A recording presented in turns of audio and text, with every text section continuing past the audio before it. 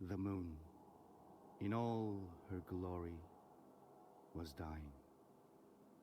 Even those who knew nothing of the corruption could sense her decline. She had taken on a sickly glow that cast a light of dread and misfortune on New Orleans. The ignorant and the innocent could do nothing but look up at the source of that disquieting light with reverence and growing trepidation. Those untouched by the moon's first assault were beginning to turn. Panic began to spread, and alongside it came despair, exposing more hearts to the devastation of her pallid effervescence. O Night's Eye, mother of twilight and tide, could your steady pulse fall still? Could your light be dimmed and put out? Those who knew of the corruption were recruited to end the tragedy. Hunters from all walks of life and faith gathered behind Mr. Sherry, hoping that in helping him solve his problems, they might also solve their own. But hope is a slippery thing, easily corrupted. Like how they add 4 seconds of silence after Kevin you. Linus.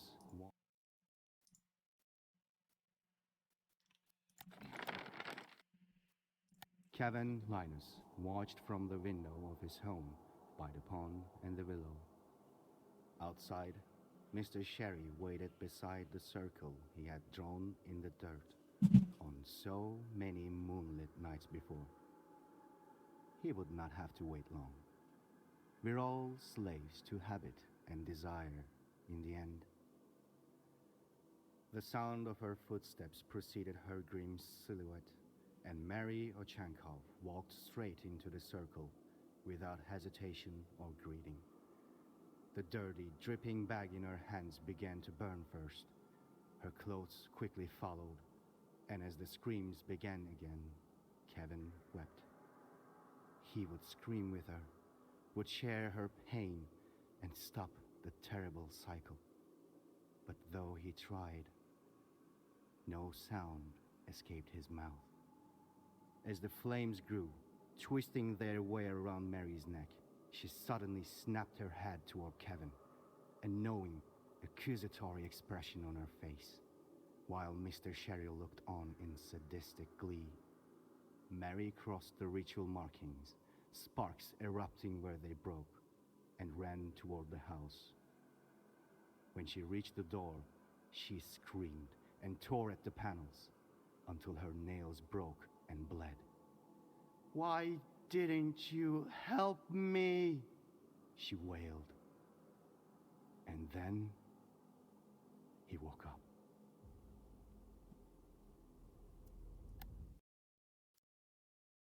Chapter 2 is just 1 page.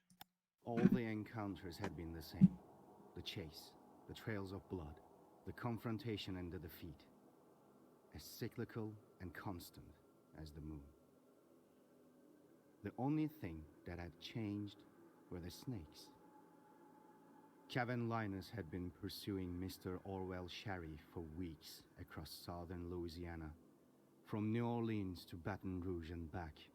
The boy had followed the AHA administrator's trail, his focus interrupted only by the hunter assassins Mr. Sherry hired to stop him.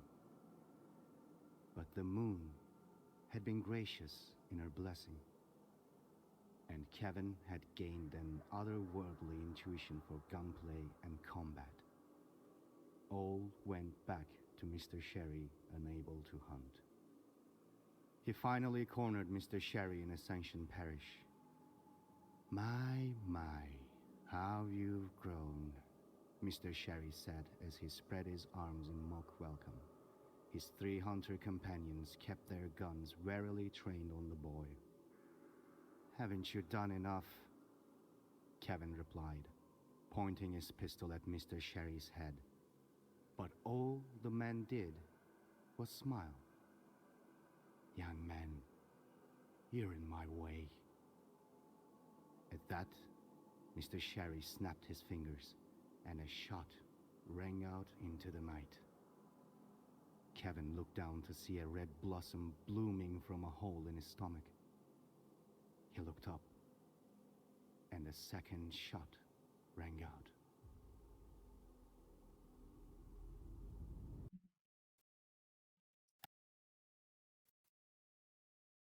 Kevin fell to his knees as he clutched his bloody stomach with a keening wail. "What a wonderful sound," Mr. Sherry said. "Truly fitting that it's the last thing anyone will hear from you." Mr. Sherry walked over to the boy and kicked him onto his back. Tears welled in Kevin's eyes as he groaned and convulsed. But when he moved his hands to expose the bullet wound, he found it had transformed from bloody blossom to writhing vista of protrusions and pulsing sores. And then a snake slithered from his bloody sleeve. The snake was small, milky-eyed and covered in the blood and viscera of Kevin's flesh. Kevin ripped at the shirt, widening the tear to reveal a coiled brood of small snakes nested in the wound, as if just hatched scaly maggots uncoiling themselves from his flesh.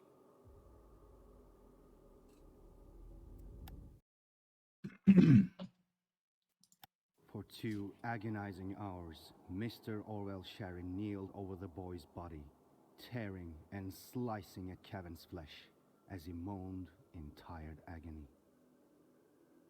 "What's happening?" Kevin asked. The question was met with silence and another incision. From the fresh, gaping wound, Mr. Sherry plucked the body of a snake. Again and again, Mr. Sherry pulled the snake from the wound. Again and again, the animals sunk their venomous fangs into his hands. It was just what Mr. Sherry needed. And with each overwhelming, nauseating rush, he thrust his hands deeper into the wound, probing for more. The largest snake came from the final incision, a bloody, jagged line from hip to heart. Mr. Sherry's assistants struggled to force it into a bag, and as it writhed, too powerful even for 3 hulking men, it clamped its jaws around the ankle of the tallest hunter. It provided him no rush, rather leaving its victim paralyzed and helpless, silent witness to Mr. Sherry's administrations. Was this really what they were fighting for? To allow this man to torture an innocent boy? "Thank you, Kevin," Mr. Sherry whispered. "You've earned my mercy." The administrator drew close, holding his gun to the boy's temple. He caressed the trigger, savoring the moment. Kevin looked to the moon and back to Mr. Sherry. With his last strength, he twisted his body and sunk his teeth into the man's wrist.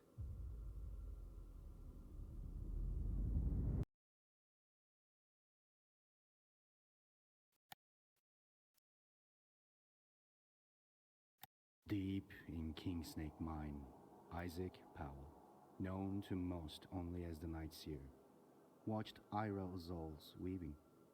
Strips of dried flesh dipped in rosemary oil, willow splints and straw combined to form the shape of a large basket-like structure. Oil dripped from its plaits, and footsteps echoed from the direction of the nearest mine shaft. The flickering lamp was disturbed by a faint breeze, and the shadows danced as Mr. Sherry entered the dark cavern. He regarded Ira's work and nodded. He then turned to acknowledge the imposing hooded hunter who sat in the corner, gently stroking the head of the enormous snake coiled around their neck. Isaac, you didn't tell me you had already met. Mr. Sherry regarded the figure in the corner with respect. A rare occurrence. He keeps to himself, came the gruff reply. The figure rose and turned towards the night seer, menacing. Isaac, I believe they would rather not be addressed as he, returned the administrator. The Viper is a valued guest. Show some respect. At this, the Viper stepped into the swaying light of the lamp. They were dressed simply, practically, feet bare and undisturbed by the rocky floor. The large snake coiled around their neck lifted its head, appraising the two men. The night seer cautiously nodded. My apologies, Isaac said. We haven't had the opportunity to exchange many pleasantries. I was surprised to find the sinners were already involved. I've been looking for someone fit to the task for a long time. The sinners sent the Viper, and Mr. Sherry looked to the Viper to provide the name of the snake. Delara, came the Viper's response, their voice the rough whisper of a person who does not often speak. At the final syllable, the snake adjusted itself around the Viper's throat. Mr. Sherry nodded, then spoke again. It's time for the night of the hunters and the sinners to bury their quarrels. We need to work together, much as that pains us both. You think Finch would like hearing you say that? Powell scoffed. Isaac, you know I believe in your vision, but I must maintain my position with Finch until the time is right. Something dangerous glinted in Mr. Sherry's eyes as he spoke. Isaac grunted. But politics aside, this is why we're here. Mr. Sherry raised his arm, and a snake silently slithered from his sleeve. There's a new breed, already adults after only a few days, exquisite venom, and so hungry. Mr. Sherry paused, before looking between Isaac and Viper. Simply insatiable. It was unclear if he was referring to the snake or himself. He smiled.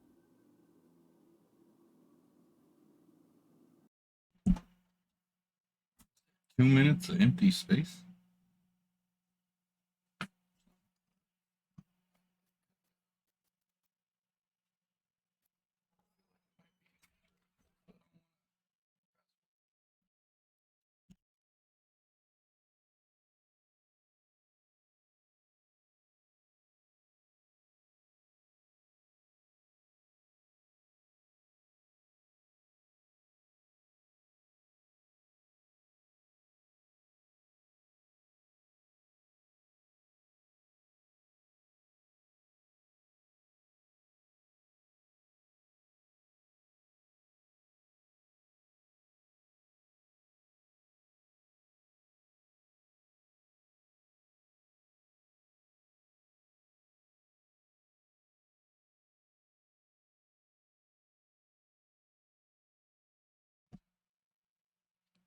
Things come to those that wait. Where it's cried bad at stopping things at 4 minutes. For some reason. Could have been right on the 420 man. It's looking less and less like an Easter egg, guys.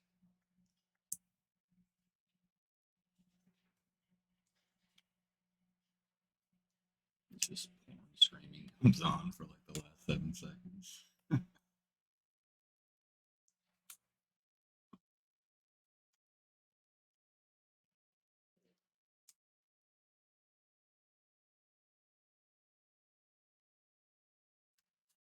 5, 10,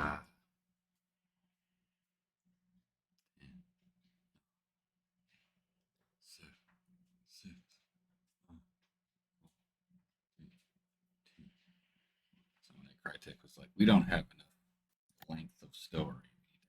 2 Ira minutes. Azal's mother had taught her to weave baskets, and she still found comfort in the repetition of the work, now seeking distraction from thoughts about what she would be asked to do. The Night Seer had trusted her with the task, much to the chagrin of Nadia, his most loyal acolyte. As the others argued and planned, Ira wondered about the relationship between Mr. Sherry and the Night Seer. Who was exploiting who? But she didn't really care. It was the Night Seer's vision that interested her. Until she found herself left alone with Mr. Sherry. He spoke. Ira, it's so nice to see you again. And with Mr. Powell, no less. Mr. Sherry's whisper set the Night Follower's skin on edge. She suppressed a shiver. Where Isaac goes, I follow, Ira responded firmly. The administrator smiled. I see he trusts you, said Mr. Sherry, intimately. He paused at that. We have a common goal. Almost finished with the structure, she began to check for unintentional gaps. And what goal is that? The administrator asked. You said you believed his vision. I heard you. I wouldn't think you needed to ask. Isaac Powell had told all of his acolytes what he'd seen. But Ira felt that something was missing. That he had kept something from them too terrible or too important to share freely. Mr. Sherry kneeled beside the altar and spoke. I see he didn't trust you enough to tell you either. Well, what if I told you I knew how to find out? He stood and offered her a hand. Come with me. Perhaps I can show you. With just a moment's hesitation, she took his hand.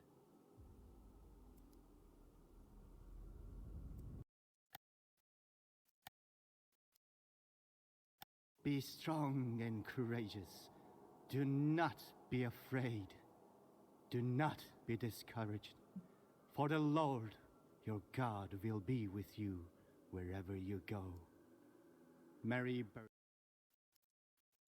spoke the words into the stock of her Wetterly before looking to her partner. Cersei Elias looked back at her and murmured a quick amen before moving forward into the night. Cersei wasn't exactly religious, but with the mission ahead of them, any help, divine or otherwise, would be welcome. The moon was full and bright, and they moved slowly and surely. Mr. Sherry had introduced the two women after they had accepted his contract. Mary was easy to convince. The bayou was full of sin, and Mr. Sherry was a servant of the Lord. If there was someone after the administrator's life, then she would ask God for forgiveness and do what had to be done. Cersei was more difficult to convince. She was single-minded in her pursuit of the creature that had murdered her sister and stolen her skin. And as the last heiress of the Elias fortune, she did not care about gold or glory. Mr. Sherry used an old trinket, a locket with a portrait of Cersei's family, to earn a favor from the witch hunter. As Cersei and Mary threaded their way through the bayou, they ignored the familiar moans and shrieks of the grunts and hives that stumbled through the night, and the rustle of the armored's papery casing. But what caught their attention was a soft whimpering, human and suffering, from within a half-collapsed shack, camouflaged by rotten clumps of netting and earth. Cersei nodded at Mary, and they readied their weapons. This was the place, and their quarry clearly injured. They'd be done in time to take morning communion.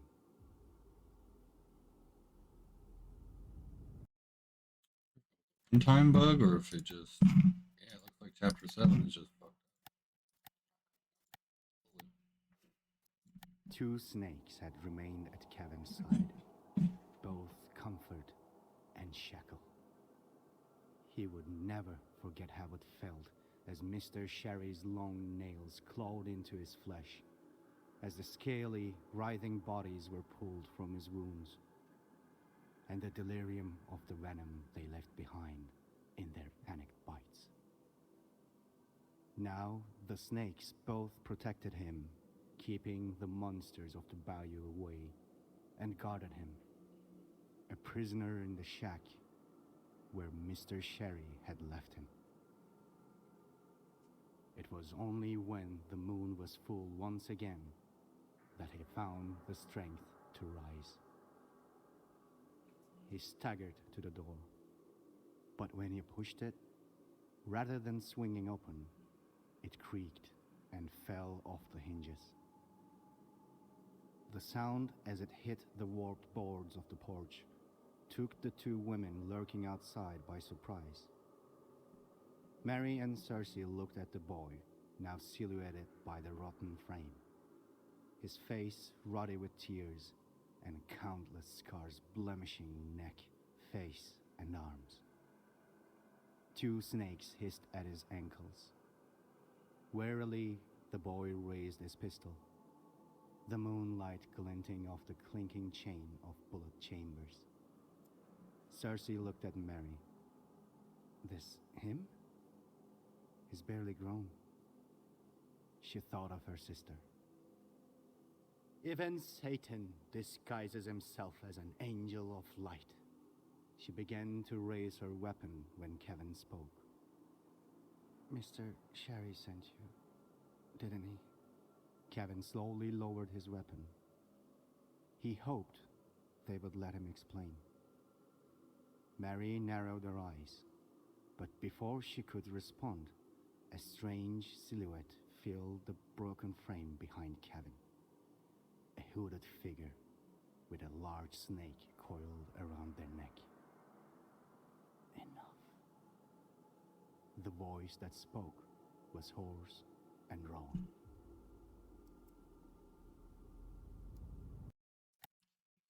Serpent. The vipers slowly brought their arm up to Delara's fanged mouth. The snake flicked her tongue once, twice, and then gently sunk her teeth into the viper's wrist. The viper's body quaked as Delara's venom flowed through their veins and into their heart. The viper and Delara belonged to each other, and there would be hell to pay if one of them did not survive this fight. With Delara's venom coursing through the viper's veins, the two were preternatural fighters. But the hallowed gifts of the moon kept Kevin agile and deadly, and every shot rang true. Meanwhile, snakes of all sizes were rapidly converging outside of the shack, surrounding Mary Burgess and Cersei Elias, where they now stood back to back. Inside, bullets ricocheted and splintered the walls as Kevin and the Viper fought. Kevin had grown wary of violence and death. Yet, violence and death had not grown wary of him.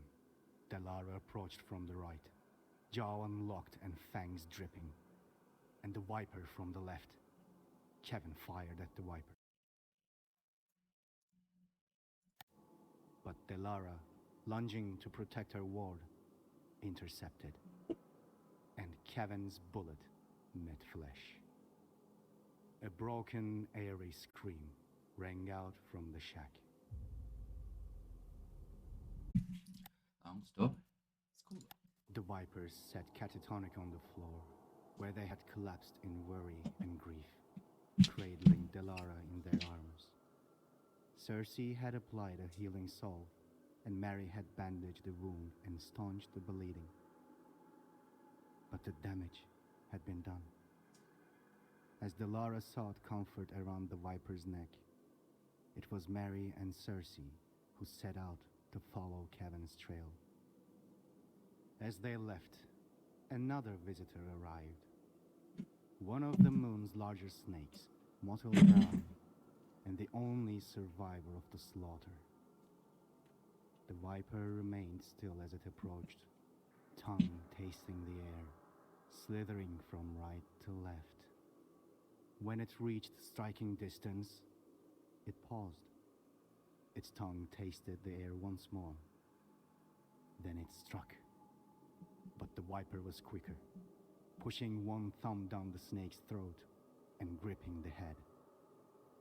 The snake struggled to bite, its fangs dripping venom, but the viper's grip was too strong. The viper had been taught to respect predators, and that every predator has a weakness. This abomination was no different. Delara, let us feast. The viper moved quickly, taking the moon snake between their teeth and tearing, giving the smaller pieces to Delara. Then, with the now slack jaw of that snake, the assassin dug the fangs, still covered in venom, into their own neck. The effect was immediate. The viper heard conversations and screams as if of a crowd, reeling at the injection of raw experiential information. They heard Mr. Sherry convincing Kevin to join him in the circle. They heard the screams of those burned alive in Cherry's dirt circle. They heard Kevin crying and waking up from nightmares, and the screams of Mary Oschankov. They felt Kevin's pain. It lasted only a few seconds, though it felt like hours to the viper. And when it ended, the viper finally understood. Kevin was not the enemy, and Mr. Sherry had to be stopped. The viper rose to their feet and gently wrapped Delara around their neck once more. From a pouch at their side, they pulled a face shield made of wicker and placed it on their face. They would face many more snakes before they removed it. Doing Scourge. Just reading this story. I got 5 more chapters left. You want to play after that, though? I mean, The vile fumes of the black dye filled Ira Ozol's nose, and she fought the feeling of panic rising in her chest as she tightened the blindfold around her eyes. She did not know how Sherry had learned of the ritual, but immediately she could feel it had worked. As she wandered through the cool dark of her mind's eye, the visions began to come in bright, intense flashes. She stepped tentatively into the tub of black liquid, aware of the dye staining her legs and pooling in the surrounding mud. Pulling a razor from her pocket, she began to shred her robes and looked into the light. The truth of the Night Seer's vision was monstrous, and he had kept it from them all, pretending to a purpose to which he had no allegiance. Everything they'd done would bring pain and horror to those they loved, and she would say and do things she already regret. Ira cut at her right sleeve. It fell into the dye. The Night Seer following her own tracks. The razor cutting through her left sleeve. Mr. Sherry, tell the razor meeting with soft flesh. Isaac raising his gun to her head. Blood boiling in the gash and dripping into the inky black water. She retched again and wept.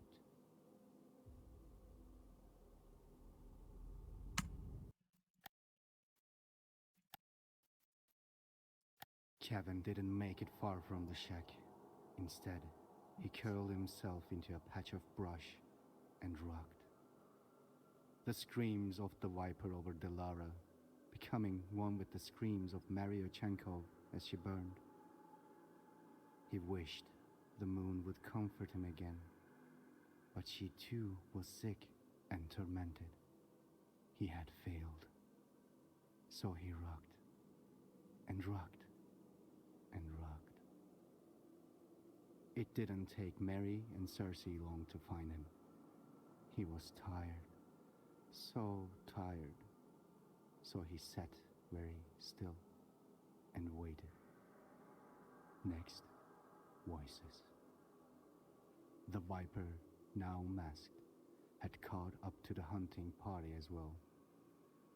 He had failed, and now he had been found. He did not make a sound as the women pulled him from the bushes. Why is it? The viper's rough whisper began, muted slightly by the wicker mask. That man wants you dead. Because I want to stop him. If I don't stop him, people will keep dying, and the moon will fall. How many have you killed? The viper asked. None. I made sure none of them died. Kevin was vehement. The only blood on my hands will be his. The viper looked to Mary and Cersei, nodding at the expression they found there. They lowered their weapons. Mary was the first to speak. Child, I cannot in good faith strike you down, knowing what I know now. The viper had told her of their vision, and it matched what she had heard from the hunters Kevin had bested. The bastard was probably lying to me too. Let's go see what he has to say for himself.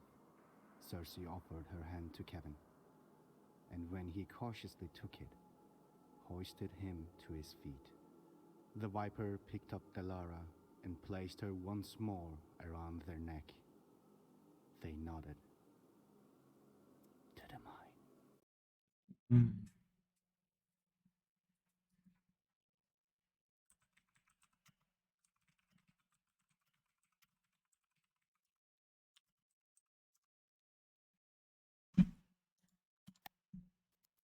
The group of four cautiously entered Kingsnake Mine, to the sound of gunfire echoing from its depths. Mr. Sherry had told only a handful of hunters about his sanctum. They paused, listening. But as they did, the gunfire stopped. Enter now and witness the end of the Night's Year, or go your own way. The voice echoing out from the mine belonged to none other than Ira Ozolz. The four looked at each other, then headed deeper into the mine. At a junction, in the flickering light of the oil lamps, they found Ira Ozolz and the Night Seer poised in a standoff with weapons drawn. They were both ragged from fighting, and bullet cases littered the floor. And what's all this about? Cersei asked. His vision is nothing but a means to send us all to hell. I will not let him corrupt another soul for his gain, Ira said. And I... Here she took a deep breath, clearly winded from the fight. I'm going to stop him. I will cut out this false seer's tongue, and we can continue our work, the Night Seer hissed in reply, eyes still fixed on Ira. And I see you brought the boy. The boy isn't our enemy, Cersei said, walking confidently towards the Night Seer. We've been lied to. Kevin felt a reassuring hand on his shoulder. It was the Viper. He took a step forward. Listen, okay? Mr. Sherry, we need to stop him. Kevin's voice grew more confident as he spoke. Stop me from doing what exactly? Everyone turned at the sound of Mr. Sherry's voice, but he was not in the room. A trick of the mind's acoustics. He must be deeper down. Kevin began to panic as visceral memories ripped through him at the sound, but he was not so shaken to forget the gun at his hip. And now he raised it, ready to face Mr. Sherry once and for all. It was time to end this.